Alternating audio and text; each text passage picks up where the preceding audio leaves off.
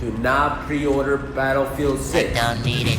Do not pre-order. I don't need it. Do not pre-order. Definitely don't need it. Do not pre-order Battlefield 6. I don't need it. Do not pre-order Battlefield 6. Do not pre-order Battlefield 6. It's just one of those days. I need it! Mission failed. We'll get them next time. Battlefield 6 has over 600,000 pre-orders on Steam alone, according to Alinea Analytics, and it's been fascinating to see the discourse around this game. There's this obvious conflict between two diametrically opposed ideas. EA bad versus Battlefield 6 good? This limbo state Battlefield 6 is in right now is the long-term effects of a reputation built over decades on greed and mistrust. It's this very notion that sparked this sort of no pre-order movement, which has clearly failed. So why are so many people still pre-ordering this game? Well, let's talk about it.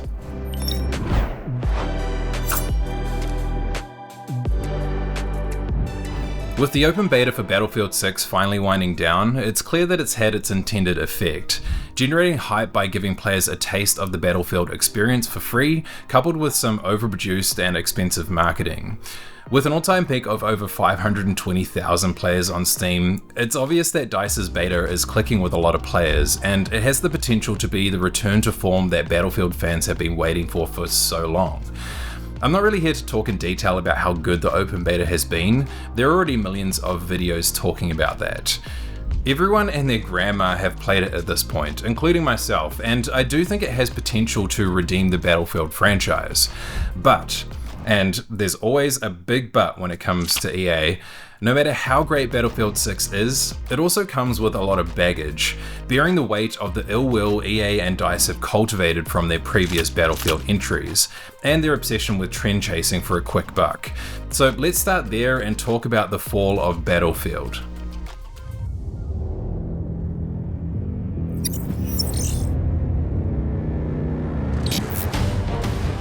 Nine years. It's been 9 years since Battlefield was amazing. Battlefield 1 released in 2016, and yes, you are old. It was a monumental achievement in video games and one of those very rare instances where a game actually lived up to the marketing hype. Battlefield 1 understood its lineage and stayed true to its identity while also distinguishing itself with its World War I setting and unique features like behemoth-class vehicles. Seeing an airship go down and just the sheer scale of it was the coolest shit ever, and I've never really experienced anything quite like that in a game before or since.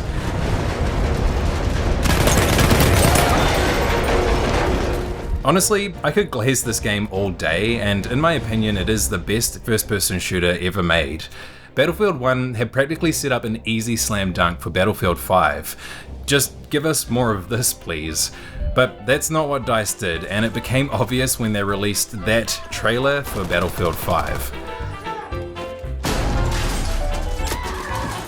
No longer was it a gritty, realistic military shooter set in World War II, but instead a weird mishmash of prosthetic limbs, saturated face paint, and women. Now, before people get all up in arms about it, there's nothing wrong with women being in games, as long as it makes sense. Context is important, and when you have a Battlefield game set during a real-world historical period like World War II, then you set up expectations for historical accuracy. Not to mention the expectation of handling the subject with care and respect for the people that fought and gave their lives. But instead we just got this weird alternate reality where Sally lost her arm from her abusive husband, so she left to join the front lines with nothing but a limb, blue face paint, and a can-do attitude, just like the war stories my granddad used to tell me. But the thing that pissed me off the most was the blatant dishonesty. They hid under the guise of inclusivity, when what it was really about was monetization, and a weak attempt at broadening its appeal to a wider demographic. Say it with me, folks, a game for everyone is a game for no one. The one and only reason Battlefield 5 had all this wild, out-of-place crap was to sell you skins and cosmetics. This is something I'm calling fortniteification, which I thought I was super smart coming up with until I checked and realized someone had already beat me to it. Anyway, expect a dedicated video on that soon. Subscribe and all that shit if you don't want to miss it. This trailer was the moment everyone realized Battlefield had sold its soul to the EA devils, all for the low cost of Battlefield's core identity. They then doubled down and followed up beautifully with the launch of Battlefield 2042.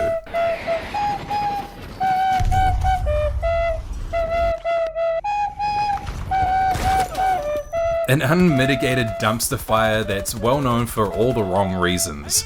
But of all those reasons, and there are a lot, the one I think was the most egregious was dropping the thing that differentiated Battlefield from other shooters, the class system, in exchange for a hero-based system. Reporting for duty. It suffered the exact same fate as Battlefield 5, but way worse in my opinion. It was so clearly trying to be something it wasn't. Call of Duty, Fortnite, Overwatch, Apex.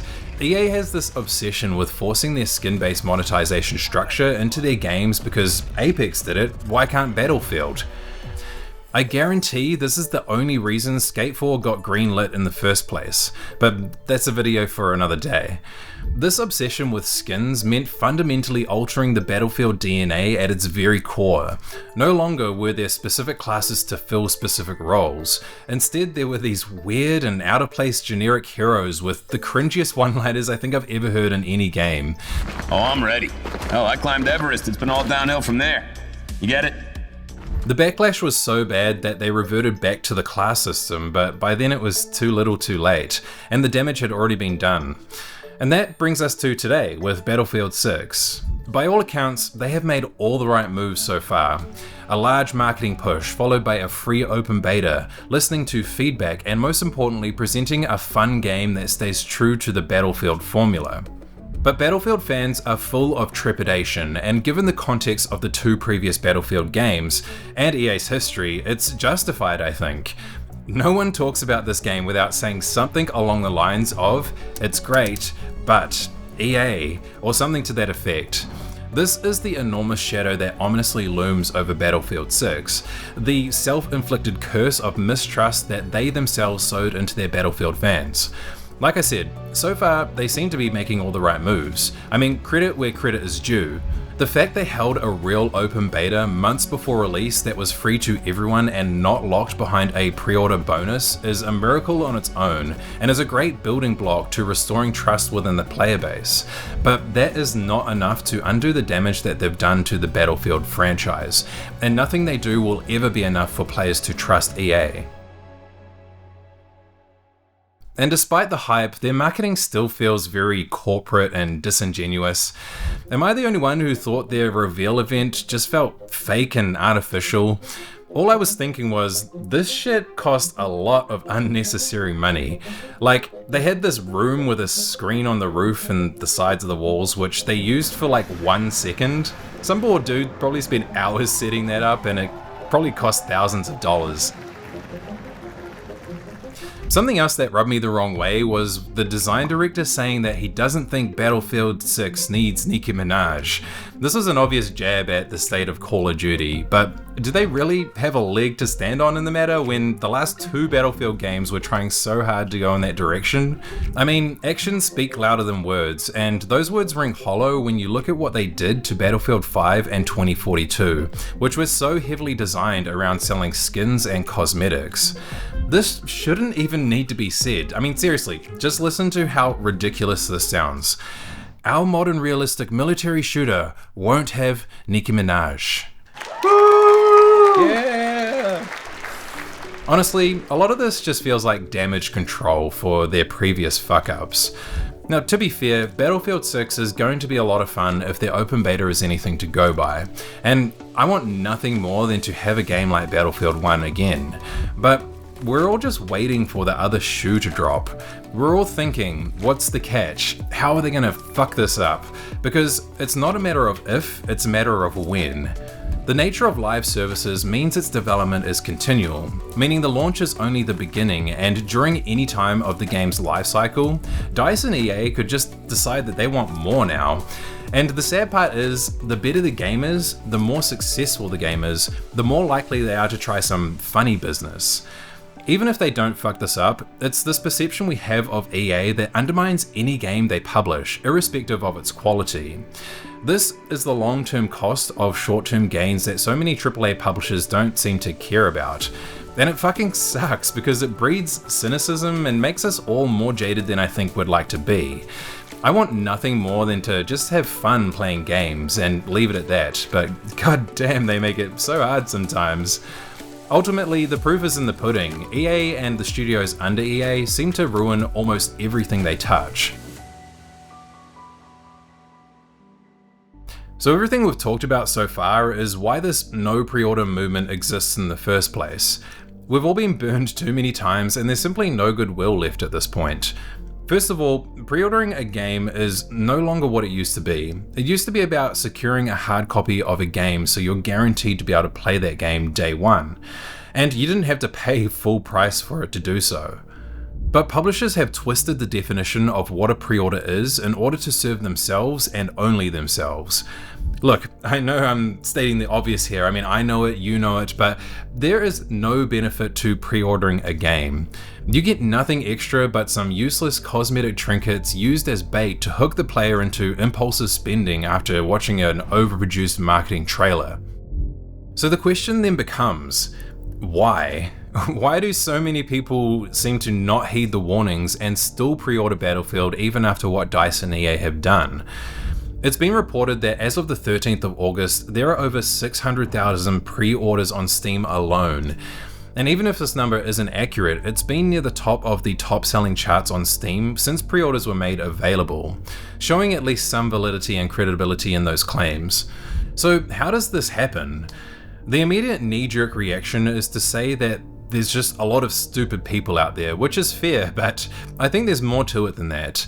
Just know that this is all speculation, but this seems like the most logical explanation as to why pre-orders still happen in the masses.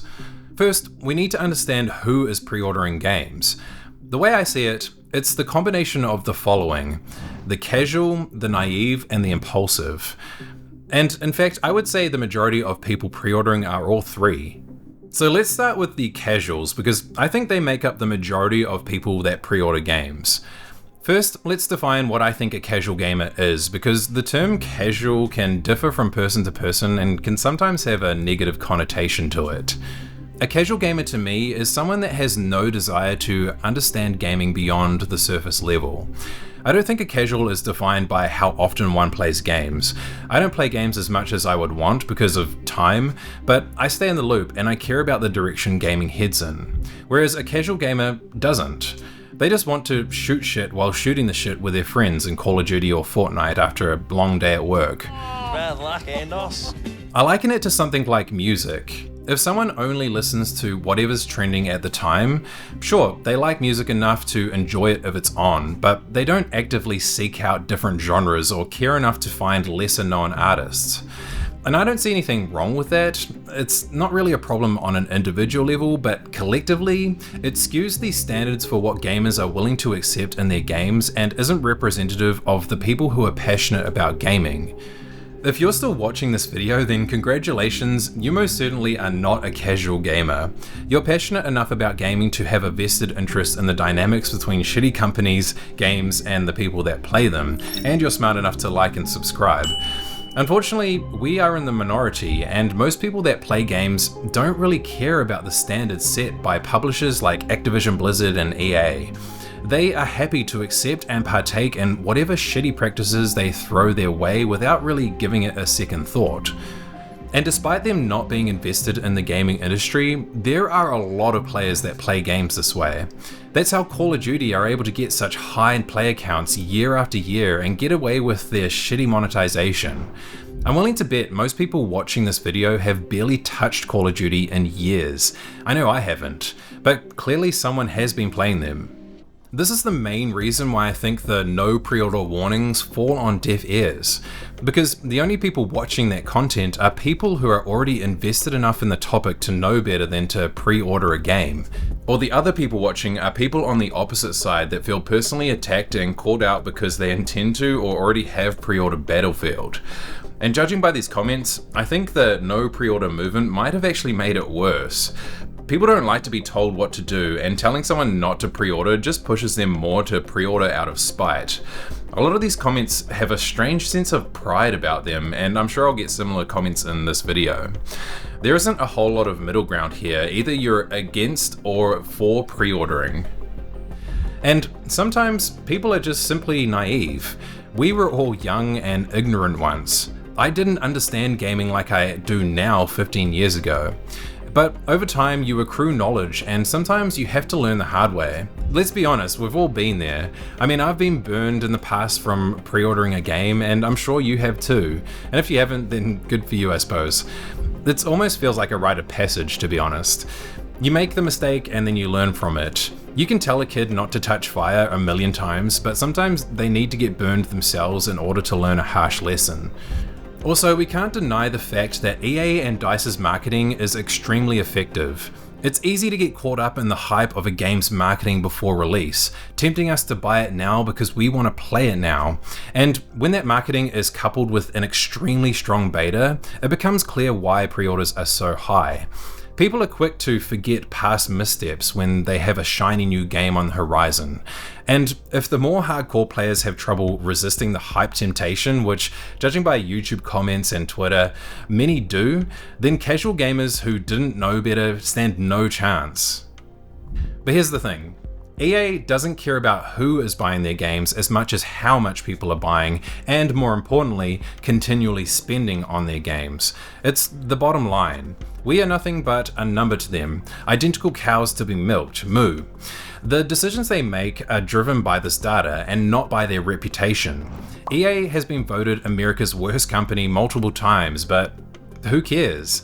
They would gladly take that title every year if it meant they could improve profit margins year on year. What this inevitably leads to is that if EA can still be successful despite their reputation, does what we do even matter? If DICE can just wipe the slate clean with a new Battlefield game, then what's the point? Can we really move the needle, or are we just screaming into the void? Well, I don't think you should let these pre-order numbers ruin your day or anything like that. Look, here's the truth. Just like everything EA focuses on, pre-orders and launch are just short-term gains, and if they want a decent stream of revenue from Battlefield 6, then the game has to be good, or else it'll just fizzle out after 2 months. This is exactly what we saw with Battlefield 5 in 2042, which had nowhere near the player count or the longevity that BF1 and BF4 still have to this day. Every live service experiences an initial spike of players on release, and over time it equalizes. But where that equalization lands all depends on the quality of the game. And at that point, the pre-order numbers are almost redundant. EA makes the majority of their revenue from microtransactions, primarily from their sports games. They seek to replicate that financial success in all of their live service games, meaning pre-orders are only supplementary to what they really seek: continual monetization. The casual players that were so easily swayed into pre-ordering a game because of hype will also be the first ones to leave once that hype dies down. Their focus will shift to the next new shiny game on the horizon, probably the next Call of Duty. The ones that stay behind and keep this game afloat will be the converted and original Battlefield fans. The reason that Battlefield 6 seems to be returning to form and doesn't appear to be repeating the history of Battlefield 5 and 2042 is because those games didn't perform well enough for EA. Their push to change the franchise into Call of Duty failed, which means that what we do does matter. It can be hard to see the positive effects we have on the gaming industry as a whole, given all the variables. The smart choices we make with our money today won't bear fruit until years later, when the implications of a company's poor decisions come home to roost, and they're able to make a new game in response. In Battlefield's case, it took 2 botched games and 9 years to finally get the game we deserve, or at least that's what I hope. This shift back to the old Battlefield is something that we manifested ourselves, along with the developers at DICE who probably fought pretty hard for the future of Battlefield. So all I would say is this: you do you, bro, because eventually it all comes out in the wash, and the only ones left standing are the fun games. If people want to pre-order, then that's their choice to make, just like it's our choice not to make. For now, Battlefield 6 is Schrodinger's cat. It's stuck in this weird limbo state of will it be good or will they fuck it, and we won't know until the game's release and the subsequent months after. I could go on and on about this, but a Battlefield developer once put it way better than I ever could. If you don't like it, don't buy it. I appreciate you.